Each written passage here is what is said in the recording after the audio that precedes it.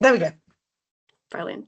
Okay, so starting off with the context of the project, with 2025 marking the rail industry's 200th anniversary, the opportunities to both celebrate the progress made in sustainable travel and explore the ways to further innovate were presented.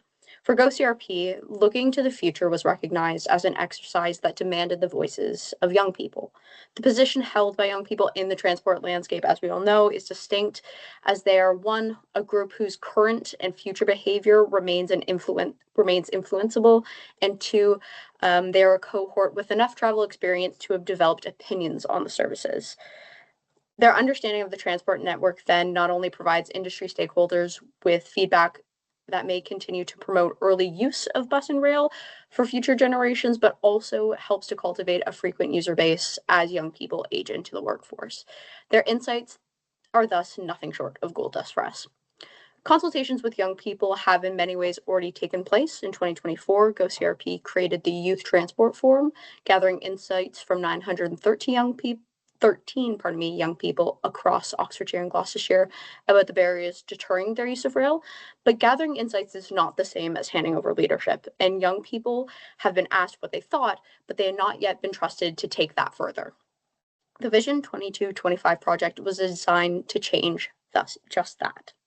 Every stage of the program set out to create a structured space where young people aged 16 to 25 could move from sharing opinions to leading inquiry through identifying priorities, researching solutions, compiling evidence for policy briefs, and advocating directly to decision makers with the power to act. This project did not begin from the question of whether young people had useful insights. The 913 insights from the forum had more than demonstrated the utility of the youth perspective. The question this project sought to answer was what happens when you treat the ideas of young people as the beginning of the process, not the end of one. To the next slide, please, Hannah. Beautiful. Okay, so what we did. The program itself ran across 4 phases, each building on the contributions of the young people who participated at previous stages. We began with 4 youth-led research workshops promoted through a social media campaign, which gained 40,574 impressions, reached 21,548 users, and received 970 link engagements. The 11 participants that ultimately attended the workshops used the Youth Transport Report as a starting point for a live discussion, not to invalidate the findings, but to go further with them, to explore the nature of these deterrents identified by their peers and brainstorm solutions for the 6 transport reform priority areas that they had identified across the 2 counties. Phase 2 saw 2 university student ambassadors, one from Oxfordshire and one from Gloucestershire, then develop the proposed solutions into full policy briefs.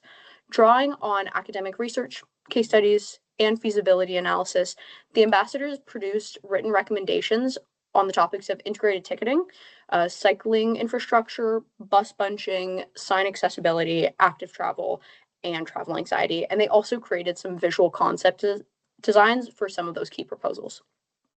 Alongside this, a partnership with the University of Gloucestershire brought in a further 16 students to undertake mixed methodologies research on 3 of the topics from the youth workshops, namely integrated ticketing, cycling infrastructure, and bus bunching.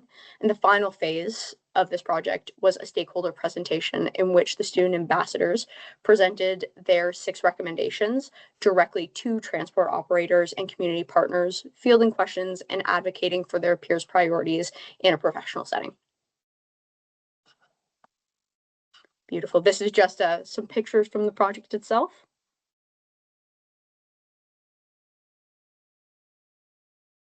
I think the next one is the beautiful. Thank you, Hannah.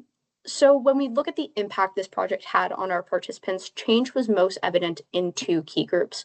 The first was within the 11 workshop participants.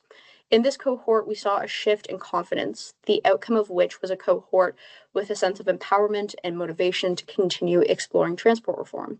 And the second group, the 2 student ambassadors, the change was slightly more tangible, taking the form of gaining paid workplace experience in creating outputs that could be added to a professional portfolio. Across both groups, though, the consistent change was one of agency. Young people who moved from being subjects of transport planning to active contributors to it. That shift from the consulted to the active advocates is what Vision 2225 was built to create ultimately. Then I think the next slide is just some of the recommendations put forward by our participants and a brief summary as well. And then the next slide should be beautiful, the evidence. So we saw an increase in confidence and experience, but how do we know this occurred and so what? The evidence of this change was primarily qualitative, being largely derived from conversations with and reflections shared by participants, as well as staff observation.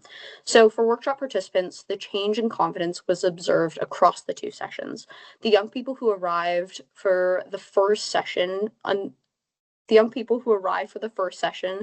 were arrived uncertain about whether their views were worth sharing, were more reserved and hesitant to share their experiences and ideas, but they left the second session having challenged our expert panelists, collaboratively identified policy gaps, and produced presentations for a panel of industry leaders.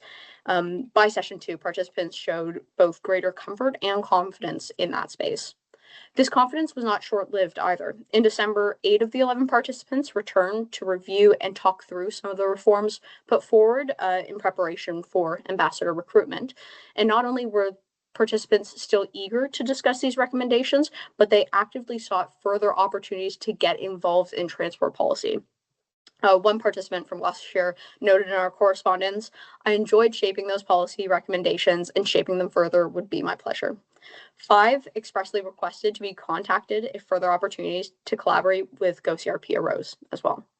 This sustained eagerness points to that evolution of confidence, from hesitant workshop attendees to active collaborators who feel secure in discussing transport policy and keen to continue their involvement. The change experienced by the student ambassadors, as mentioned, was slightly more tangible and in a sense measurable. Having assumed these roles, both had the opportunity to develop their research techniques, policy writing, and professional communication skills in a real world context, having produced 2 briefs and 2 policy visualizations. Honing these vital transferable skills and having the outputs to show for it has given these young people CV ready experience that they can not only apply as they complete their studies, but then leverage as they transition into the workforce.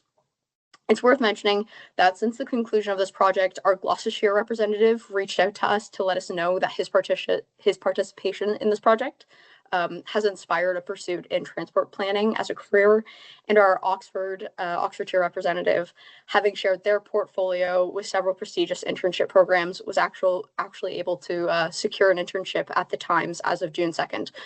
So opportunities like this are supporting genuinely life-changing outcomes for the young people that we're working with.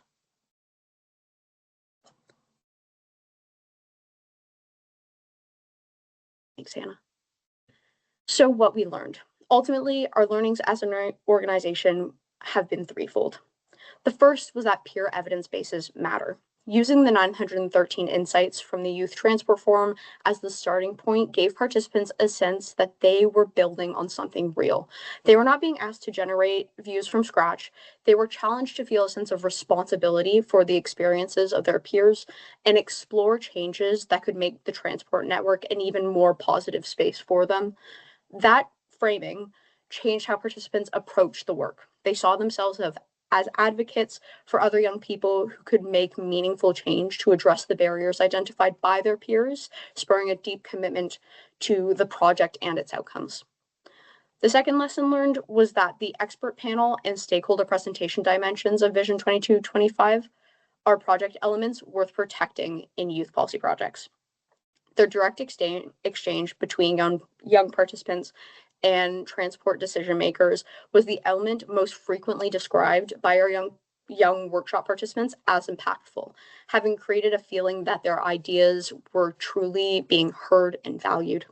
Both the panel and presentation created professional exposure that no amount of workshop discussion alone can replicate, and a forum for advocacy that presentations to peers alone cannot provide.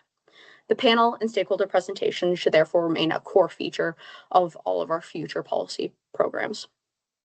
Lesson 3 was that professional exposure creates pathways. Both ambassadors described gaining skills and experience they could not have accessed through their degree programs alone.